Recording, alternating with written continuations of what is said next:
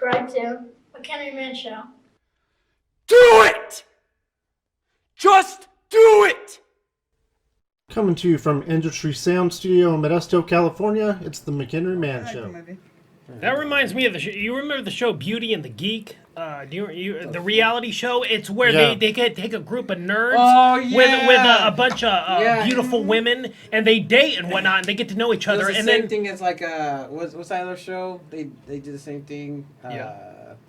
Not fuck, but yeah. But the point is that then, in the middle of the show, after the nerds and the beautiful women get to know each other and form a bond and whatnot, they bring in a group of handsome men. And like, they're here's so the handsome fucked men. up. And then you see the response of the women, and they got bedroom eyes to the handsome men. And then you see the geeks, and they're like, oh, fuck. And then the handsome men they just take right over, and like the women forget all about the geeks, and they're all into the handsome guys. And they had like 3 seasons of the beautiful woman ended up with a handsome guy, and then finally on season 4 she chooses the geek over the handsome guy. But then she says, like, listen, I'm just gonna give you a chance, and we're gonna see if this works out, and it might not. And you can tell it's bullshit, and she's just trying to make herself look good for the camera, and that's where they ended the show, because they want to end on a good note. Oh, the geek can win sometimes, but you knew that she was not going to be with him. Sometimes, yes, fuck that. never. Honestly, it's never. But you know. No, I learned that back in middle school. Yeah. Because I didn't dress the part like to be in popular groups or anything like that. I was in a fucking anime club. I was in a computer arts club. And it was just like, that was me. You know, I like doing that. But then once I got into high school, I started breaking out of my shell. Yeah. And then I started... I just started just being me for who I was, and stopped trying to just, you know, I'm not saying like I was trying to be somebody like when I was in the clubs. It was just more of like, you know, I liked those things, but that's not who I was. I was very destructive when I went into high school because my parents were going through a divorce at the time. So I started becoming a very destructive person, and I kind of like changed out of that. And then once I did, and just not really give a shit about things, it was just like a big turnaround. It was like nobody wanted to talk to me, nobody really wanted to invite me to go hang out, things like that. But then once I started becoming that person, all of a sudden it was like, hey, yeah, you want to go like hang out? Hey, my parents are gone, we're about to throw a party. I'm like, what the fuck? Like, that's just weird. It's just weird how when people see how you used to be and what you are now, all of a sudden it's just like, oh yeah, just come on, yeah, want to go hang out sometime? I'm like, dude, you gave 0 fucks about me in high school. Now all of a sudden you're just like, hey, yeah, let's go hang out sometime. Like, no, we're not. Fuck you. Maybe it's a different shine you give out. Maybe, but you know what? Another thing that's weird too. I'm not saying like, I know everybody changes. Everyone goes through a change, but what's really weird is when you see like, I know this is so wrong.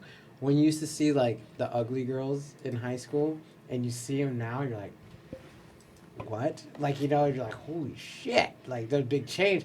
And then, like, the girls that were, like, you know, the biggest sluts in high school, all of a sudden they're married with, like, kids, and they go to church. You're like, what the fuck? Like, you know, big turnarounds. I was saying, like, big turnarounds in their lives. It's just crazy, because that's how you used to remember those people. And then, like, there are some people I knew that were, like, honor students, straight A's, very destructive and heavy into drinking, partying, and I'm just like, dang, dude, you're really coddled in your life. Every day shit changes.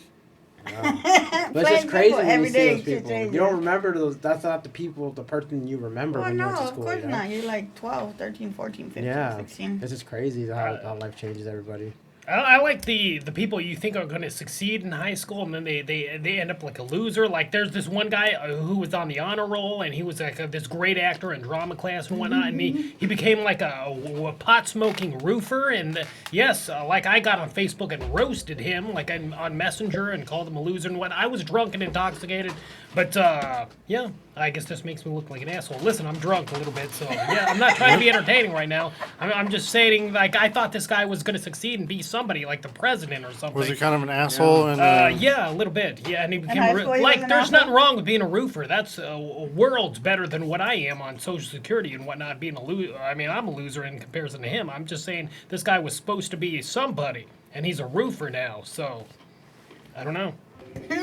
Got it. Yeah, it's a trip though too, because you said about jobs, and Yep. there was these two guys that I know back in high school. They were in my math class. They failed high school. They failed Oh, yeah. math, all this other shit. They used to be like They used to be like weed dealers, you know. They were like the person you go to if you wanted weed at the time in Yeah. high school.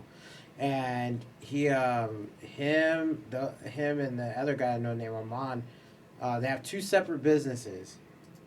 Weed businesses. They have their own business of like salsas and like Afghan food and Mexican shit. No joke, like their stuff is in Costco, and these are the guys that failed fucking high school, and they utilize what they knew about basically like slanging weed as their own kind of like self-learning like business, and they utilize that into their own shit.